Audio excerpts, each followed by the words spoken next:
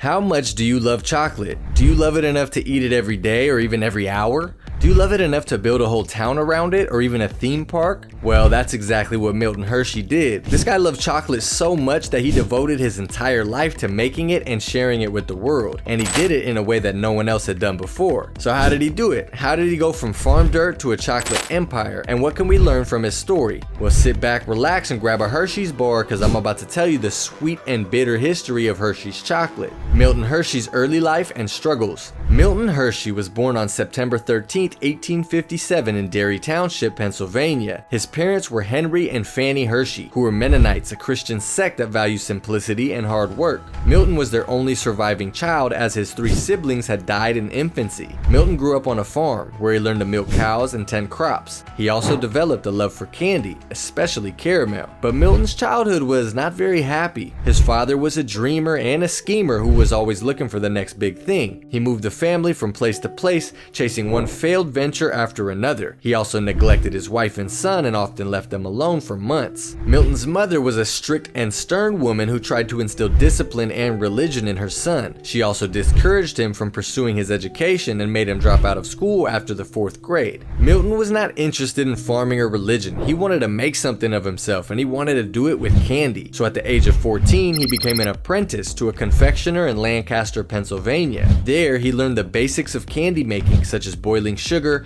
molding shapes, and wrapping caramels. He also learned how to deal with customers and run a business. But Milton was not satisfied with being an apprentice. He wanted to be his own boss. So at the age of 18, he borrowed $150 from his auntie and opened his own candy shop in Philadelphia. He hoped to make a fortune by selling caramels to the crowds that flocked to the city for the Centennial Exposition of 1876. But his hopes were dashed when his shop failed to attract enough customers. He struggled for 6 years, working long hours and living in a cramped room above his shop. He also tried to sell his caramels on the streets and on trains, but he barely made enough money to cover his expenses. Milton then realized that he needed a change of scenery. He tried his luck in Denver, Chicago, New Orleans, and New York City, but everywhere he went, he faced the same problems: lack of customers, lack of capital, lack of quality ingredients. He also faced stiff competition from other candy makers who had more experience and resources than him. Milton was about ready to give up on his dream of becoming a successful confectioner. He was broke, homeless, and depressed. He decided to return to Lancaster and work for his former boss as an employee, but fate had other plans for him. After failure, what did he do next? On his way back to Lancaster, Milton met an English candy maker named Joseph Royer. Royer taught him a secret recipe for making caramels with fresh milk instead of water. This gave the caramels a richer flavor and creamier texture than any other caramels on the market. Milton was intrigued by this recipe and decided to give it a try. He borrowed some money from his aunt again and rented a small factory in Lancaster. He hired some workers and started making caramels with fresh milk from local dairy farms. He called his company the Lancaster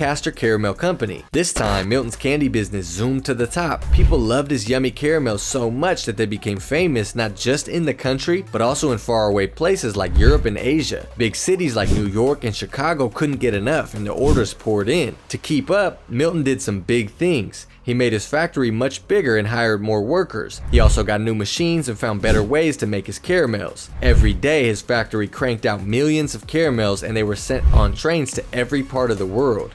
Milton became super rich and respected. People all over America looked up to him as one of the best candy makers around. But Milton was not content with this success. He wanted to make something more than caramels. He wanted to make chocolate. Milton Hershey's transition to chocolate. Chocolate was not a new invention. It had been around for centuries, ever since the ancient Maya and Aztec civilizations in Central America discovered the cacao bean and turned it into a bitter drink. The Spanish explorers brought the cacao to Europe, where it was mixed with sugar and spices and became a luxury item for the rich and the royal. The first chocolate bars were made in England in the early 1800s, but they were still expensive and hard to find.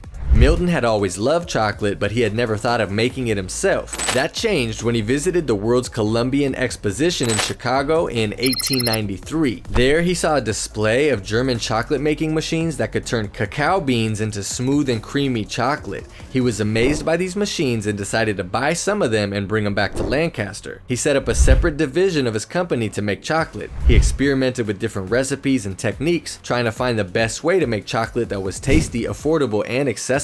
He also tried to find the best source of cacao beans, which were mostly grown in tropical regions like Africa, South America, and the Caribbean. He soon realized that making chocolate was not as easy as making caramels. Chocolate was more complex and delicate than caramel, requiring more skill and precision. It also faced more challenges and risks, such as spoilage, contamination, fluctuation, and competition. But Milton was not deterred by these difficulties. He was determined to make chocolate that everyone could enjoy. He believed that chocolate had the power to make people happy and bring them together. He also believed that chocolate had the potential to become bigger than caramel. And he was right. In 1900, he sold his caramel company for $1 million, equal to $35 million today, and focused all his attention on chocolate. He renamed his company the Hershey Chocolate Company and moved it to a new location in Derry Township, Pennsylvania. He chose this location because it had plenty of fresh milk from nearby farms, plenty of land for expansion, and plenty of workers from nearby towns. He built a large factory that could produce thousands of pounds of chocolate every day. He also built a model town around his factory that provided housing, schools, churches,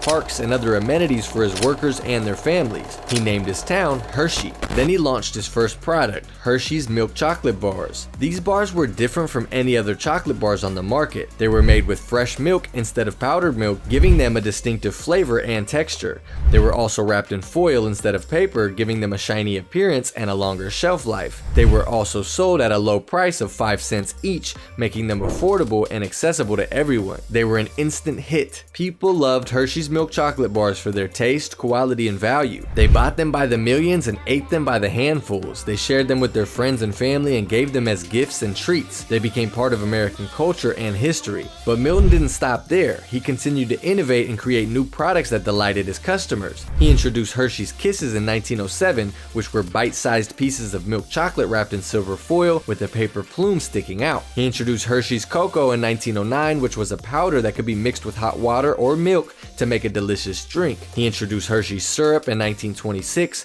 which could be poured over ice cream or added to milk to make chocolate milk. He introduced Hershey's Miniatures in 1939, which were mini versions of his 4 classic bars, Milk Chocolate, Mr. Good Bar, Crackle, and Special Dark. He introduced Reese's Peanut Butter Cups in 1963, which were cups of milk chocolate filled with peanut butter. He acquired many other brands and products over the years, such as Kit Kat, Twizzlers, York Peppermint Patties, Jolly Rancher, and more. He also expanded his business and influence beyond chocolate. He built a hotel, a theater, a stadium, a zoo, and a golf course in his town. He founded a school for orphaned boys and donated most of his wealth to support it. He created a theme park called Hershey Park that attracts millions of visitors every year. He supported many causes and charities that improved the lives of people and communities around the world. Hershey became one of the most successful and generous entrepreneurs and philanthropists in history, but he never forgot his humble beginnings. He never lost his passion for candy making, he never stopped loving chocolate, and he never stopped working hard and having fun. He was always looking for new ways to make his chocolate better and his customers happier. He was always involved in every aspect of his business and his town. He was always smiling and joking with his workers and his guests. He was generous and humble with his wealth and his fame. He lived a long and fulfilling life until he passed away October 13th, 1945 at the age of 88. He left behind a legacy that still lives on today. His company is still one of the largest and most popular chocolate manufacturers in the world,